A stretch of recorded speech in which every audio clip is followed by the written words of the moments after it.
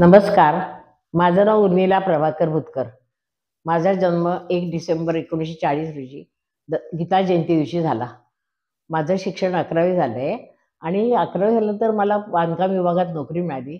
मी 26 वर्षापूर्वी बांधकाम विभागातनं अधीक्षिका पदावरनं सेवानिवृत्त झाले आणि लहानपणापासून मला कविता करायची आवड होती. माझी आई जात्यावरती ओव्या वगैरे म्हणायची, पण ती निरक्षर होती. मला वाईट वाटायचं, की माझी आई निरक्षर आहे. आपण तिला काहीतरी ज्ञान द्यावं असं वाटायचं मला. म्हणून वयाच्या 8व्या वर्षी म्हणजे 1948 साली मी लायब्ररीचे मेंबर झाले आणि आईला माझ्या साने गुरुजी, नाथ माधव, सुमती क्षेत्रमांडे यांच्या कादंबऱ्या वाचून दाखवायची आणि मला वयाच्या 24 वर्षी लग्न आलं. 8 ते 24 16 वर्ष मी तिला वाचून दाखवलं आणि आईने मला आशीर्वाद दिला, "तुझं जगात नाव होईल." आणि खरंच सांगते, आईचा आशीर्वाद कधीच फुकट जात नाही. म्हणजे आत्मा, आई म्हणजे ईश्वर. आत्मा आणि ईश्वराचं मिलन म्हणजे आई असते. तिच्यापुढे कुणीच मोठं नसतं. तिचा आशीर्वाद सत्यात आला आणि मला पहिला कार्यक्रम महाराष्ट्र मंडळ लंडनमध्ये मिळाला. हे माझं भाग्य आहे. मी कविता करते. एकदा आम्ही निघालो होतो ज्येष्ठ नागरिक, एका वृद्धाश्रमात गेलो. तिकडे गेट टुगेदर होतं आणि आम्हाला असा विषय दिला, की समजा एखाद्या बाईचा मुलगा तिने वाढवला, चांगलं त्याला शिक्षण दिलं आणि तो तिला वृद्धाश्रमात टाकते, तर तिच्या मनामध्ये काय येईल ते तुम्ही 5 मिनिटात व्यक्त करा. तुम्ही लेख लिहा, कविता बोला किंवा एखादा निबंध सांगा. फक्त वेळ 5 मिनिटं. रसिका हो, मी फक्त 2 मिनिटात एक कविता विदाऊट पेपर पेन म्हटली आणि त्याला मला पहिलं प्राईज मिळालं. ती कविता आता मी सादर करते. कवितेचं नाव वृद्धाश्रम. अरे आमच्या लेकरा लेकरा, कार्य धडतो आम्हा वृद्धाश्रमा. काय गुन्हा रे आम्हीच केला, 9 मास 9 दिस गर्भ वाढेला. शिक्षण देऊन जो ज्ञानी केले, असे कसे ते पांग फेडले. उपाशी पोटी तुला भरविले, एका वस्त्रावर दिस काढिले. आदर्श तो का नाही ठेवायचा, श्रावण बाळाच्या त्या सेवेचा. भक्त पुंडलिक माये पित्या सेवेसाठी, उभे ठेवले पांडुरंगा विटेवरी जगजेठी. एकच आशा उरते मम मनात, मन रमावे ते नातवंडात. यासाठी यासाठी पदर पसरते तुला विनविते. नको तोडू रे बायला नातवंडा नामाते. अरे आमच्या लेकरा लेकरा, कार्य धरतो वृद्धाश्रमा, कार्य धरतो वृद्धाश्रमा. तर एक आजी अशा रडायला लागल्या, तर मी त्या शेजारच्या बाईला म्हटलं, ह्या एवढ्या रडतात का? मलाही पहिल्यांदा ही कविता केली तर मला सुद्धा म्हणताना रडू यायचं, तर एवढी हृदयस्पर्शी कविता ही आहे. नंतर काय झालं, ती म्हणाली, हिला पण वृद्धाश्रमात हे 2 दिवस गॅदरिंगसाठी आलेली आहे इथे. म्हटलं, आपण काय कोणाला दुखवायला जात नाही. मी गमतीचा उखाणा म्हटला, वातावरण तर बदललं पाहिजे. कुणाचं दुःखी करून काय आपल्याला फायदा त्याच्यात काय ते. मी गमतीचा उखाणा म्हटला. ऐका हां. तो मी स्वरचित कविता, म्हणजे कविता आहे स्वरचित, उखाणा आहे स्वरचित. तो असा उखाणा म्हटला, लग्नाला झाली 40 वर्ष, मुलगे आले 2, सुना आल्या 2, नातू झाले 2. बरे आमचे हे मला म्हणतात, हम आपके है कौन? ह्याच्यावरती जरा हास्यकल्लोळ झाला आणि वातावरण पुन्हा बदललं. असं तर ह्याच्यावरती एक प्रत्येक कवितेला एक बॅकग्राऊंड असते. तर ती एक मला गोष्ट घडली. एका ठाण्यातल्या एका मुलाने आपल्या आईला वृद्धाश्रमात टाकली. त्याचं नाव विवेक होतं. वृद्धाश्रमात टाकली आणि नंतर काय झालं, त्या बाईला न्यूमोनिया झाला.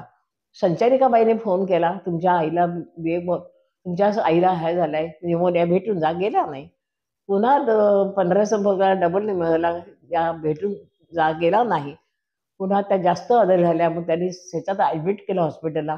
आता भेटून जा, तुमच्यासारखं नाव घेते. तुम्ही भेटलात ना, तर तिचं अर्ध्याधिक दुखणं बरी होईल, चांगली खडखडतील.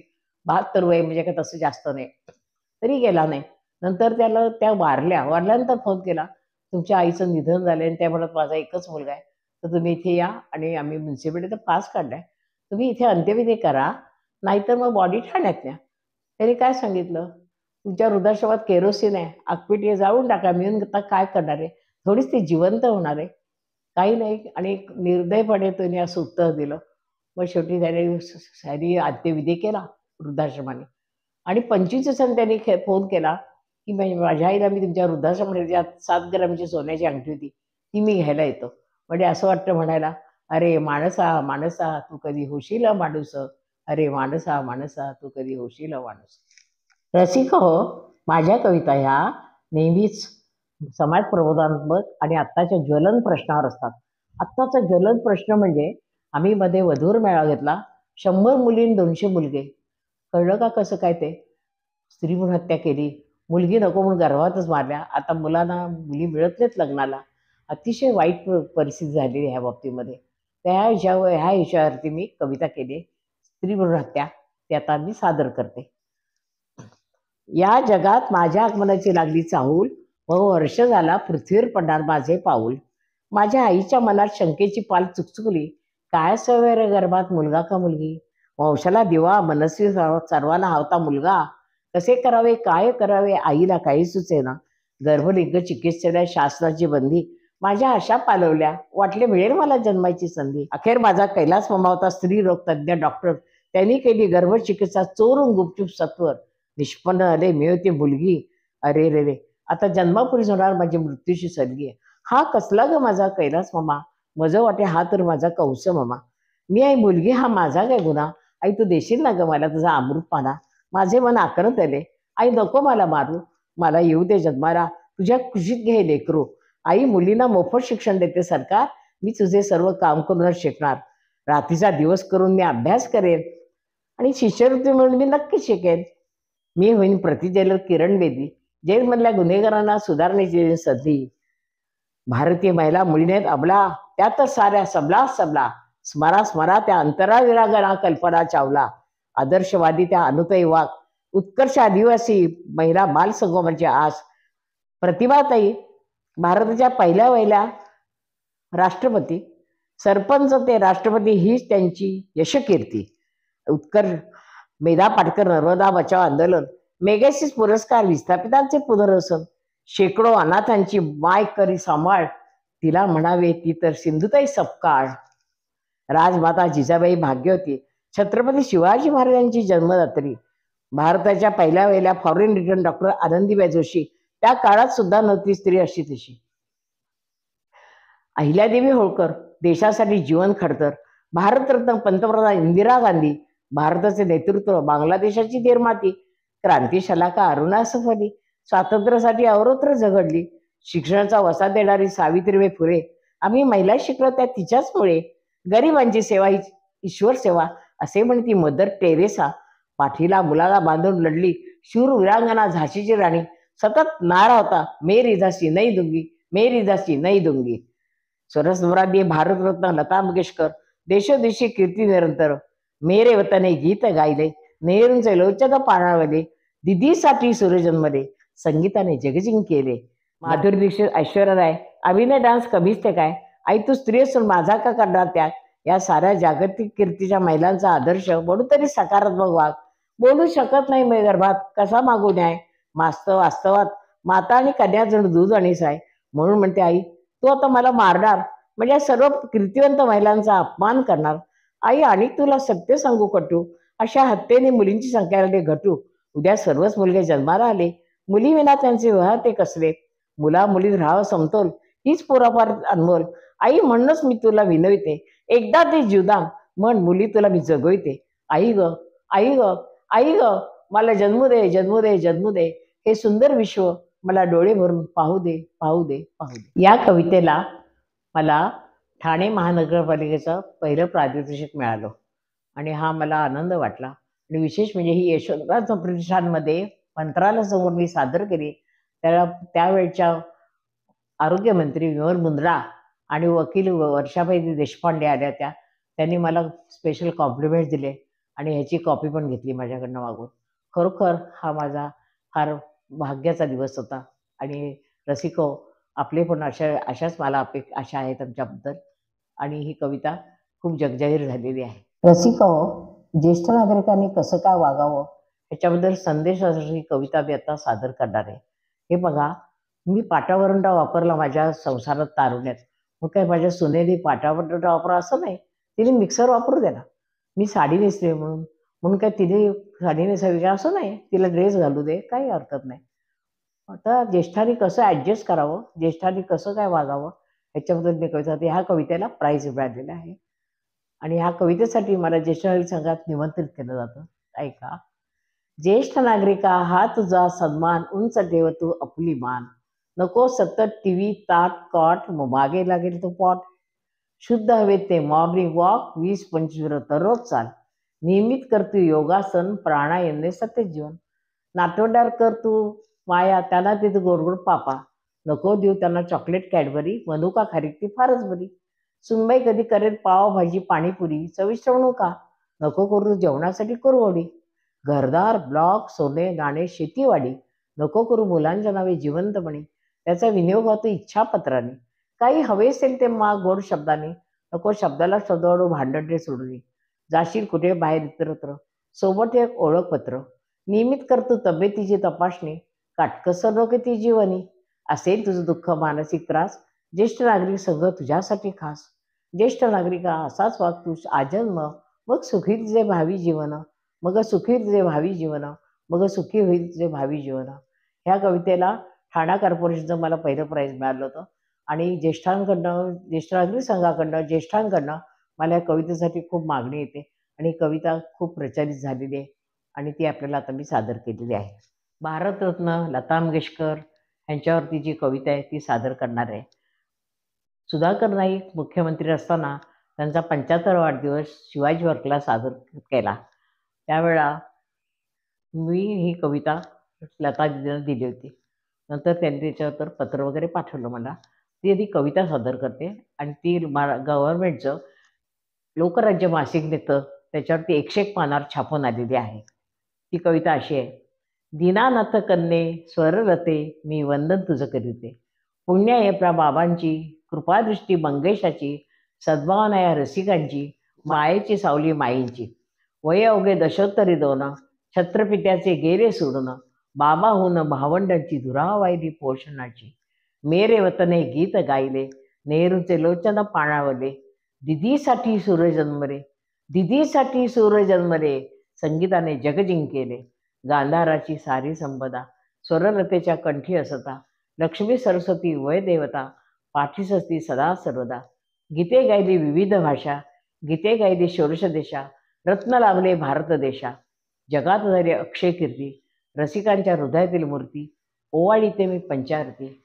आयुष्य लाभो शतकाचे, आशीर्वाद हे भगवंताचे. दीनानाथ कन्ये स्वरलते, मी वंदन तुझं करीते. त्यांनी माझ्याकडनं ही कविता मी मागितली आणि कविता त्यांना दिली आणि त्याच्यावर त्यांनी मला हा स्वतःचा फोटो पाठवला. गौतम राज्याध्यक्षाने काढलेला फोटो आहे हा पाठवला आणि एक लेटर पाठवलं, ते मी आता वाचून दाखवते आपल्याला. हे मला कुरिअरने लेटर आलेलं आहे. 101 प्रभुकुंज, पेडर रोड, मुंबई 400026, 6 ऑक्टोबर 2005. प्रति सौ उर्मिला भुतकर, मनीषा नगर, कळवा पश्चिम, जिल्हा ठाणे. सौ उर्मिला ताई, माझ्या जन्मदिनानिमित्त दिलेल्या शुभेच्छामधून व्यक्त झालेल्या आपल्या भावना माझ्या हृदयाला स्पर्श करून गेल्या. मी नेहमीच आपली आभारी आहे. ईश्वराची कृपा, आईवडिलांचे आशीर्वाद व आपल्यासारख्या गान रसिक चाहत्यांकडून कायम लाभलेले प्रोत्साहन यामुळेच मला आजवर यश मिळत गेले. मी त्याबद्दल अत्यंत समाधानी आहे. आपण सर्व रसिक माझ्यावर असाच लोभ कायम ठेवाल अशी आशा बाळगते. आपणाला व आपल्या कुटुंबियांना माझ्यातर्फे शुभेच्छा. धन्यवाद. कविता छान आहे, मला आवडली. धन्यवाद. आपली लता मंगेशकर. हल्ली काय झाले, मुंबईमध्ये 90% महिला नोकऱ्या करतात कारण काळाची गरज झाली. मुलांची शिक्षणं, घरं घेणं, आणखीन महागाई ह्याच्यावर त्या पिंजून निघतात आणि संसाराला मदत म्हणून त्या नोकरी करतात. पण त्याची किती परवड होते ती बघा. घर बघा, मुलं बघा, संसार बघा आणि नोकरी करा. पुन्हा ऑफिसमधल्या प्रश्नाला तोंड द्या, फार त्रास होतो. त्या बायका कशा काय नोकरी करतात ते मी सादर करते. हे मुंबईमधील महिलांची नोकरी एक प्रश्नचिन्ह. अशी नोकरी कशी कशी ती करावी. आज कशी मिळणार मला 8-12ची गाडी, अजून बदलायची माझी साडी. आता नको डबा नको नाश्ता, उशीर होईल डबा भरता भरता. रेल्वेचा तर कसा कारभार, 6 नंबर प्लॅटफॉर्मची गाडी ते 4 वर. ट्रेनमध्ये नाही जागा, कशी राहू उभी एक पाया. जीव नुसता गुदमरतो, श्वास कोंडून जातो. घरी लहान 2 लेकरे, त्यांना पाळणा घरी ठेवते. मन लागते त्यांचे पाशी, जशी घार इंडते आकाशी. ऑफिसमध्ये जातात होतो लेट, म्हणून बसने उशीर म्हणून टॅक्सी झाले थेट. साहेब करतात आगपाखड, साऱ्या धावपळीचा शेवट तो कडवट. घरी लहान 2 लेकरे, त्यांना पाळणा घरी ठेवते. मन लागते त्यांचे पाशी, जशी घार इंडते आकाशी. नोकरी न करून काय करू, मी वास्तूचा प्रश्न कसा सोडू. संध्याकाळी सासू सासरे वाट पाहत होतो, उशीर होतो भाजीपाला घेतं. घरी गेल्यावरी स्वयंपाकाची घाई घाई, मुळे भुकेंद्र रडती धाई धाई. माझा जीव कासा विसरतो, झोपेविना जीव तळमळतो. नोकरी वाचून मज नाही गती, तर मिस्टरांच्या कंपनीला स्वेच्छा निवृत्ती. जर गरज नसेल कोणा महिलांना नोकरीच्या फंदात पडू नका नका. महिलांना नोकरीच्या फंदात पडू नका नका. महिलांना नोकरीच्या फंदात पडू नका नका. ह्या कवितेला बऱ्याच लोकांनी हे दिले, जागतिक महिलांना प्राइजेस मिळालेले. जवळ मला 10-12 प्राइजेस जागतिक महिला दिनी मिळाले. कारण ती बायकांच्या प्रश्नाला हे तडा देणारी हे आहे, मार्ग दाखवणारी आहे. म्हणून ही कविता सगळ्यांना आवडते आणि जागतिक महिला ह्या कवितेसाठी मला बोलावलं जातं. कारण महिलांची नोकरी हा मोठा प्रश्नचिन्ह आहे. ट्रेनमधली जागा आहे तर अडचण. खूप बायका कासावीस होतात आणि घरी येऊन पुन्हा स्वयंपाक करायचा, जेवण करायचं, नवऱ्याच्या मुलाचं सगळ्यांचं बघायचं. खरोखर हिची नोकरी म्हणजे तारेवरची कसर असते. त्यांना माझे सलाम. त्या सगळ्या नोकरी करणाऱ्या महिलांना माझा सलाम. आत्ताच्या माझ्या कवितेचं नाव आहे माहेरवाशीण. मुंबई पुण्यामध्ये नणंद भाऊजा मैत्रिणीसारख्या राहतात. अगदी असं वाटतं बहिणी बहिणी आहेत का मैत्रिणी मैत्रिणी असं वाटतं. पण अजून गावाला असं नाही आहे. एक सातारला मी गेले होते, तर शेजारची बाई जी काही सांगते आपल्या सुनेला की माझी 2 दिवसाकरता मुलगी येणार आहे, तू त्याला चांगली वाग, तिच्याशी तिला चांगलं कर आणि मी आता थकले आता, तर तूच तिच्या आईसारखी आहेस, तू माझ्या मुलीला चांगली ट्रीटमेंट दे, वागणूक दे, अशी ती सांगते. तर ती कविता सादर करते आता. लेक आली ग माहेराला, सुनबाई तू तिच्याशी नीट वाग. लेक आली माहेराला, सुनबाई तू तिच्याशी नीट वाग. 2 दिवसाची पाहुणी, नको करूचा राग राग, नको करूचा राग राग. आली दमून भागून, नको काही सांगू तिला काम. माहेराच्या सावलीत करू दे तिला आराम. आहे हळव्या मनाची, नको बोलू काही शब्द होणा. राख तिचा मान सन्मान, यात तुझा मोठेपणा. लेक आली ग माहेराला, काही कर गोड धोड. जिरे सळीच्या भातावरी लोण कडी तूप वाढ. नागमोडी कानवला, कर शेवयाची खीर. भरभरून दे ग आशीर्वाद, पोटी येईल पुत्रवीर. ओटी भर ग सुनबाई, खण जरीच्या काठ्याचा. घाल हातावरी दही, टांगा थांबतो कधीचा. थकला ग माझा जीव, हात पाय उचलेना. सांभाळलं माझ्या या भोळ्या भाबड्या लेकीला. जिरून गेले तूप जिरेसळीच्या भाताला. आईसारखी माया नाही ग कोणत्याही नात्याला. लेक आली ग माहेराला, सोनबाई तुझ्याशी नीट वाग. 2 दिवसाची पाहुणी, नको करूचा राग राग, नको करूचा राग राग, नको करूचा राग राग. आता ही मला कविता कशी सांगते. एकदा मी डेक्कन क्वीननी येत होते, तर माझ्यासमोर पी सावळम बसले होते आणि एक बाई मुलीला सोडायला येते ट्रेनला आणि बराच वेळ उभी राहते, गाडीला 10-15 मिनिटं वेळ असतात. ती सगळं सांगते. दिराला भावासारखं म्हण, जावेला बहिणीसारखं म्हण आणि घरात कोणाशी कटकट करू नको, कोणाशी वादावादी घालू नको. ती आपले सगळं चांगलं सांगते. तर म्हटलं ही एवढं चांगली सांगते आणि पिरसावरराम पुणे ते ठाणे गाडीमध्ये कानं लिहितात त्या बाईच्या बोलण्यावरनं की कशी वाग. आणि मग ते रेस्टिंगमध्ये कामाला असतात. तर मित्रांना दाखवतात, तर मित्र जे टर उडवतात. म्हणे काय आहे बायल्यासारखं काढलेलं, तू काय बायल्यासारखं कसलं काढलेलं. आणि खरं सांगते त्यावेळेला असं झालं की पुण्याला बँडला हे गाणं वाजवता आलं तरच त्यांना ऑर्डर वरातीची मिळत असे. हे खरी गोष्ट आहे. तर ते गाणं कोणतं माहिती आहे का तुम्हाला? गंगा जमुना डोळ्यात उभ्या का, जा मुली जा दिल्या घरी तू सुखी राहा, हे गाणं. आणि मग त्याला इतका डिमांड आला ते गाणं गाजलं ते. आणि मग त्याच्यावरच मला हे सुचलं, अरे ही बाई जर आता मुलीला सुनेला सांगते माझ्या मुलीशी नीट वाग, आपण पण त्या एक धर्तीवर एक कविता करूया. आणि ती मी सादर केली आणि त्या कवितेला खूप रिस्पॉन्स मिळतो. एक तर बाई मुलीची आई रडत होती. म्हणे का? म्हणे आमच्याकडे हाच प्रकार होतो. माझी मुलगी बाहेर आली ना की सुनबाई माझा रागराग करते तिचा, म्हणून मला रडायला आलं.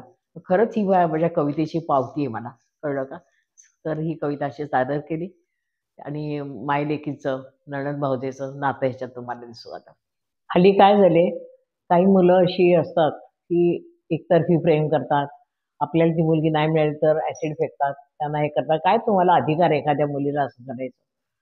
तर ही एक पदर कविता आहे. त्याच्या संदर्भातच मी कविता केलेली आहे, पदर.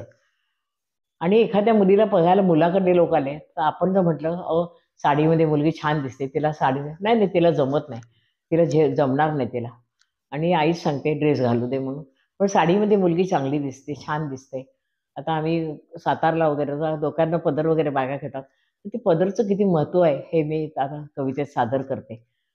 आणि एकच सांगते, श्रीकृष्णाने घातला पदर, संकटी द्रौपदीला सत्वर. असे असावे बंधू तत्पर स्त्रीचे रक्षण करणार, असा कवितेचा मध्येचा अर्थ आहे. तर मी ती कविता सादर करते. कवितेचं नाव आहे पदर. असा पदर पदर स्त्री लज्जेचा आधार, सदा सर्वदा असे खांद्यावर ललनेचा हा पदर. थंडी वाऱ्यापासून रक्षण घेते अंगाला लपेटून, वेळोवेळी कामाला तत्पर जेणे भासे हात रुमाल. स्वच्छ करती मुख कमल, घर्म बिंदूही टिपतील, बाळाचे मुख पुसतील, नासिका नयनावरी फिरेल. जेव्हा होई धांदर गाई फिरे कब्बशा भांड्यावरी, ललना करती पदराचा पंखा, आठवणीची गाठ बांधती टोका. वस्तू बांधतील पदराला, मुरकतील रागे लटक्या. श्रीकृष्णाने घातला पदर, द्रौपदीला संकटी सत्वर, असे असावे बंधू तत्पर स्त्रीचे रक्षण करणार. असा पदर पदर ललनेच्या शोभे डोईवर, खानदानपणाचे रक्षण आणि उन्हा पावसापासून रक्षण. जरी काही मागायचे असेल हा पदर पसरतील, न सापडे पक्कड वेळेवर गॅस स्टोवरून भांडे उतरतील. असतील भांडी फळीवर, पुसतील पदराने धुळी कण, बाळाच्या अंगावर पांघरून देती त्या स्तनपान. करांगळी होती गुंडाळीत, लाडे लाडे अनुरागे बोलत, पतिराजाकडून वसूल करत विशेष वस्तू आवडत. दावण्या तीव्र निषेध, पदर झटकून टाकत, पदर कमरेला खोचत, कामाचे गाडे उपसत. जेव्हा दिसे रणचंडिका, पदर कटीला खोचण्या, सरसावे ही ललना, न जुमाने ती कोणाकोणा. न कळता खांद्यावरून ढळला, कधी चुकोनी खाली पडला, कारणे स्त्रीदप्पांना निमित्त होई विनाशा. जर अजाणतेपणे पडला, पेटत्या गॅस स्टोवला भिडला, ललनेच्या दाहक मृत्यूला कारणीभूत पदर झाला. दुर्जन तो बळे बळे पेटविते, आत्महत्या असे भासविते.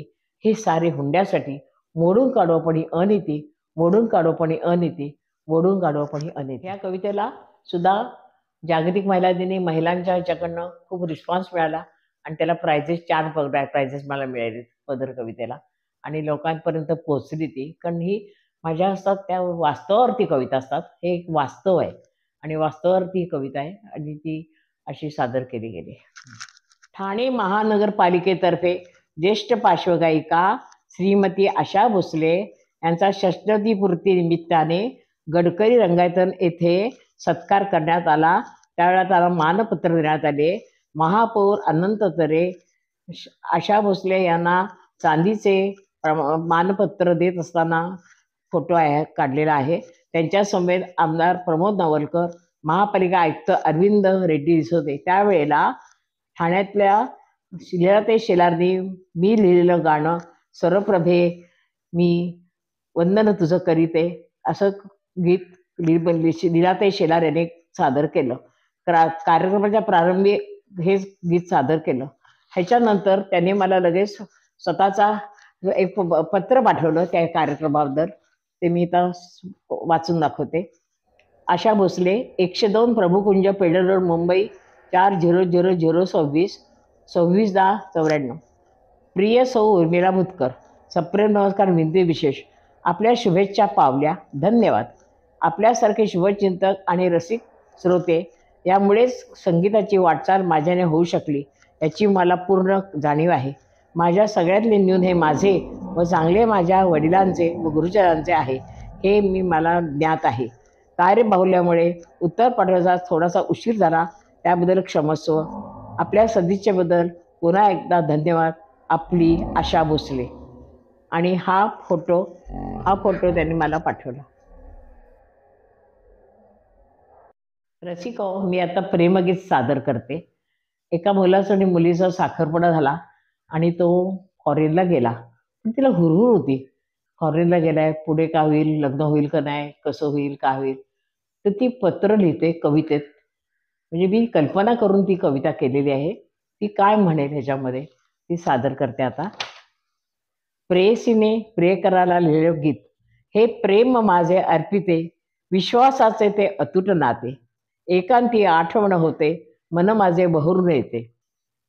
मी मला विसरून जाते, असशी तू दूर दूर, मनात वाडे काहूर, विरहाची ही हुरूर. एकच आशा मनात फुलते, कधी होईल मिलन आपुले.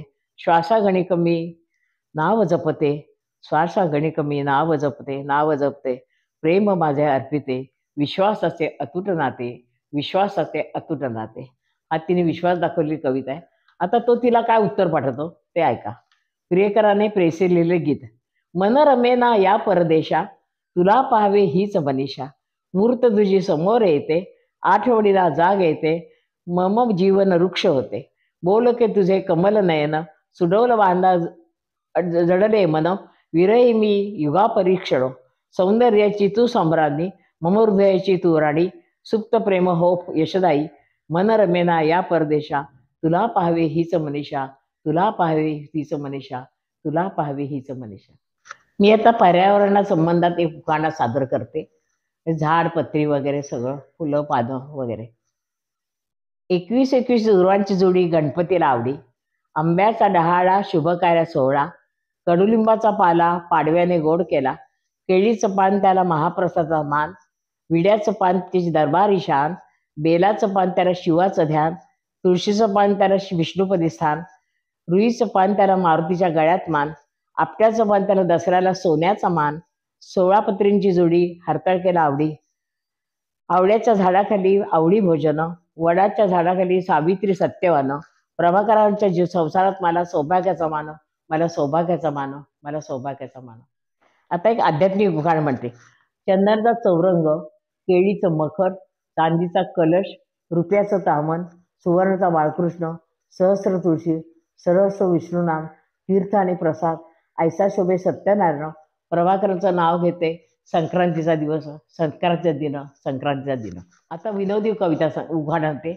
लग्नाधारी 40 वर्ष, मुलगी आले 2, सुना आल्या 2, नातू झाले 2, परी आमचे हे मला म्हणतात हम अबके हाय कोण. आता स्वरचित इंग्लिश उखाणं म्हणते. South north east west, my husband Prabhakar is very best. South north east west, my husband Prabhakar is very best. आता माझ्या नातीबद्दल चौखाणते. माझी नात 4 वर्षाची ज्युनियर केजीला होती आणि ती फॅन्सी ड्रेसमध्ये गेली आणि नवरी झाली. ती मुंडावळ्या, बाशिंग, हिरवा चुडा, नऊवारी साडी, नथ सगळं होतं. आणि मी आपली गेला शाळेमध्ये एक पालक म्हणून गेले. सुनबाई म्हणाल्या मी जरा कामात आहे, तुम्ही जा. मी गेले तर काय झालं, ती माझ्याकडे रडत राहिली. तिचं हौसेने मी राधाला आठवलं. बरं दादा रडतेस का गं, काय झालं मला सांग बाळा. आणि ती रडायला लागली अगदी हुंके देऊन. म्हटलं अगं तुझा मेकअप खराब होते, रडू नको, मला सांग. अगं मला या फॅन्सी ड्रेसमध्ये रिजेक्ट केलं. म्हटलं का. तर म्हणे तू नवरी झालीस ना, तुला उखाणा पाहिजे. अगं मला काय कळत नाही उखाणा म्हणजे काय. मी 2-3 कविता म्हणून दाखवल्या, लिटिल लिटिल काय वगैरे इंग्लिशमधल्या. बाई म्हणाल्या वेडी आहेस का गं तू. अगं उखाणा म्हणजे उखाणा, पोएम नसतात म्हणायच्या. उखाणा म्हणजे उखाणा. मॅडम उखाणा म्हणजे काय. ती तर 4 वर्षाची होती, तिला काय उखाण्याचा अर्थच कळला नाही. पण नवऱ्याचं नाव घ्यायचं. अरे बापरे, माझं कुठे लग्न झालंय, जाऊ दे. मला सांगितलं असं. म्हटलं बस किती मुलं पुढे. तो बघ एक वर्गातला मुलगा म्हणणार आहे स्वराज्य माझा जन्मसिद्ध काय, तो मी विविधच, तो लोकमान्य टिळक झालाय. तर मॅडम म्हणतात उखाणा पाहिजे, नवरी झाली म्हणजे उखाणा पाहिजे. मग म्हटलं बस किती मुली पुढे, 2 नंबरच पुढे. म्हटलं बस मी तुला शिकवते समज. मग मी तिला शिकवलं असं म्हणलं. आणि ती डेअरिंग बाज आहे राधा अशी म्हणे. इकडनं काऊ तिकडनं चिऊ, लग्न तर झालं तर नाव कोणाचं घेऊ. आणि तिला पहिल्या गोष्टीत 500 रुपयाचं मिळालं. प्राईज घेऊन माझ्याकडे आली. आजी प्राईज तुझं आहे. म्हटलं कसं. अगं तू उखाणा सांगितला म्हणून. तर तुम्ही बावळटसारखी पोएम म्हणते, लोक मला हसले असते. आणि तू पोएम उखाणा सांगितला म्हणून बक्षीस, हे तुला बक्षीस ठेव. किती त्या मुलीचा प्रामाणिकपणा बघा. आजी प्राईज तुला ठेव, तू उखाणा सांगितला त्याला प्राईज मिळालं. म्हटलं नाही बाळा, माझे 100 रुपये त्यात टाकले. म्हटलं मम्मीला दाखव. म्हणलं आम्हाला प्राईज मिळालं. म्हणजे हे उखाण्याची ही गंमत आहे, म्हणून मी आपल्याला सादर केलं. प्रत्येक महिला ही आपला नवरा आणि मुलं ह्यांच्यासाठी जपत असते, त्यांच्या सेवेत ती मग्न असते. आणि संसार काटकसर मार्केटिंग सगळं करते ती. आणि मग शेवटी तिची 60 वर्ष झाली की तिची काय अवस्था होते ह्या कवितेत मी सादर करते. ही कविता वास्तवावर आहे. आणि बाई काय करते, आपल्याकडे काहीच लक्ष देत नाही, डॉक्टरकडे जात नाही, अंगावर ताप करते. आम्ही तर 1.5 महिन्याची मुलं टाकून कामावर जायचो. कारण त्यावेळेला पहिली यात्रा अशीच व्हायची, बाळपणाच्या आधी 1.5 महिना, नंतर 1.5 महिना. 1.5 महिन्याची मुलं टाकून कामावर जमत त्या पुढे बाततं नेमकं हजर व्हायचं. पावसात आलं तर आणखीनच बाईचे ते हाल होतात. तर त्या बाईचं काय दशा होते ते बघा. खरंच ही वास्तवावरची कविता आहे बघा. कवितेचं नाव आहे 60वं वरीस. वृद्धपणाच्या रस्त्यावरलं 60 पहिलं ठिकाण मोक्याचं, 60वं वरीस धोक्याचं, बाई ग 60वं वरीस धोक्याचं. दात कवळीचे आले ग, दात कवळीचे आले ग, दात कवळीचे आले ग, दात कवळीचे आले ग, पुन्हा तरुण मी झाले ग, पुन्हा तरुण मी झाले ग, आज मला हे गुपित कळलं कुंदकळ्यांच्या दातांचं, कुंदकळ्यांच्या दातांचं, साठावरीस धोक्याचं. दात जरी हे नकली ग, दात जरी हे नकली ग, खावी चिवडा चकली ग, खावी चिवडा चकली ग, खावी चिवडा चकली ग, वरतुने थोडं सुंठ आल्याचं, चाटण घ्यावं खोकल्याचं, चाटण घ्यावं खोकल्याचं, साठावरीस धोक्याचं, साठावरीस धोक्याचं. चूर्ण औषधे गाठीला, चूर्ण औषधे गाठीला, चूर्ण औषधे गाठीला, घट्ट धरावे काठीला, घट्ट धरावे काठीला, तोल सुटावा अशी वेळ ही, दुखणं लागलं पाठीचं, दुखणं लागलं पाठीचं, साठावरीस धोक्याचं, साठावरीस धोक्याचं. केस रुपेरी झाले ग, केस रुपेरी झाले ग, औचित ध्यानी आले ग, केस रुपेरी झाले ग, औचित ध्यानी आले ग, ऐण्यामध्ये बघून जराशी लेपड द्यावं कल्पाचं, ऐण्यामध्ये बघून जराशी लेपड द्यावं कल्पाचं, साठावरीस धोक्याचं, साठावरीस धोक्याचं. साठीचाच करिश्मा ग, साठीचाच करिश्मा ग, सोडा वॉटर चष्मा ग, सोडा वॉटर चष्मा ग, बैरटलेल्या कानामध्ये बटन असावं यंत्राचं, बैरटलेल्या कानामध्ये बटन असावं यंत्राचं, बटन असावं यंत्राचं, साठावरीस धोक्याचं. कडक उन्हाचा ताप किती, कडक उन्हाचा ताप किती, पावसाची मनी दाटे भीती, पावसाची मनी दाटे भीती, खाकोटीला छत्री मारून जपून आता चालायचं, खाकोटीला छत्री मारून जपून आता चालायचं, खाकोटीला छत्री मारून जपून आता चालायचं, साठावरीस धोक्याचं, साठावरीस धोक्याचं. नातू म्हणतो गोष्टी सांग, नातू म्हणतो गोष्टी सांग, मज वाटे घ्यावे ईश्वर नाम, मज वाटे घ्यावे ईश्वर नाम, भजनामध्ये मन माझे मी रमवायचं, भजनामध्ये मन माझे मी रमवायचं, साठावरीस धोक्याचं, साठावरीस धोक्याचं, साठावरीस धोक्याचं, साठावरीस धोक्याचं. ह्या कवितेला वन्स फॉर लिहितो नेहमी आणि लोक सांगतात तुम्ही आज सामान्य. आणि परवा मराठी ग्रंथसंग्रहामध्ये कार्यक्रम झाला कोपरखड्याला, त्यावेळी मी कविता म्हणली, तर अरुण म्हात्रे आले, ते कवी ज्यांनी उंच माझं झोकाचं दूरदर्शनचं गाणं लिहिलं, ते म्हणाले वा भुतकर मॅडम तुमचं हे मटेरियलमुळे त्याला महत्त्व चांगलं आलं, कवितेला जोर आला, कविता चांगली झाली त्याच्यामुळे.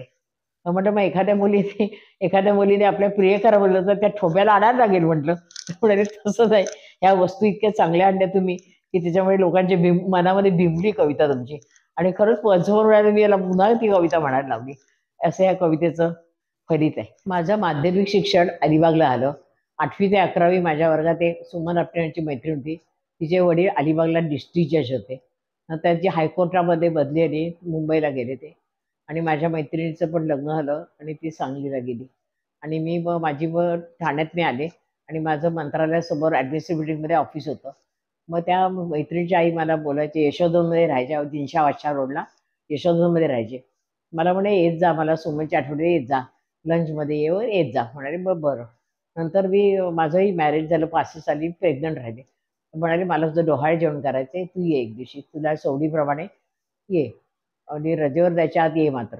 म्हटलं बरं. तर मग एका शुक्रवारी मला बोलवल्याप्रमाणे मी गेले. तर 2 ताटं केली, त्या भजी तळत बसल्या होत्या. तर म्हटलं सुमनची आई बसा ना जेवायला. अगं नाही ग, तू भाग्यवान आहेस, तुझं बाळ पण भाग्यवान आहे, तुझ्या पंक्तीला सोपान देव जोधरी आहेत, बहिणाबंदी चिरंजीव. मला इतका आनंद झाला, कारण त्यांच्या मला कविता खूप आवडायच्या आणि मी पाठ करायची कविता त्यांच्या, इतक्या आवडायच्या. आणि नंतर मग मला एवढं बोललं की मला खूप आनंद झाला. मी खाली वाकून नमस्कार केला. त्याने म्हटलं बाळ वाकू नको, तू अवघडलेली आहेस, पण तुला मी आशीर्वाद देतो, तुझ्या अंगात काव्याची कला आहे, तिला राजमन्यता मिळेल आणि तुझ्या पोटी मुलगा जन्माला येईल, तो तुझ्या सासर माहेरचं नाव उज्ज्वल करेल. आणि खरं ते दोन्ही आशीर्वाद सत्या झाले. पहिला आला की राजमान्यता तुझ्या कवितांना मिळेल. आणि खरोखर ते मला मिनिस्टर, मंत्रालय सचिव यांचे सगळ्यांचे सर्टिफिकेट्स आहेत, पुरस्कार आहेत. 86 पुरस्कार मला सगळे मिळालेले आहेत. याचं क्रेडिट सोपानदेव जोहरच्या आशीर्वादच आहे. आणि माझा मुलगा बीरा पण डिस्टिंक्शननी पास झाला आणि त्याचं साबुसिद्धीला उमेश भुतकर नाव अजून आहे. आणि तो डिग्री होल्डर झाला आणि त्याला चांगल्या चांगल्या नोकऱ्या आल्या. म्हणजे दोन्ही आशीर्वाद सत्यात आले. तर माझे एवढे जे पुरस्कार आहेत, माझ्या सगळ्या कविता आहेत, ह्या मी माझ्या गुरुमाऊलीला सोपान्य सौंदर्याला मी अर्पण करते. अर्थात संत पुरुष ते. त्यांना काही आशीर्वादांचा सत्या झाला. मी त्यांना माझ्या सगळ्या कविता समर्पण करते. धन्यवाद. आपण माझा कार्यक्रम नीट ऐकून घेतला, व्यवस्थित झाला. त्याच्याबद्दल सर्व रसिक श्रोत्यांची मी आभारी आहे. धन्यवाद, धन्यवाद, धन्यवाद.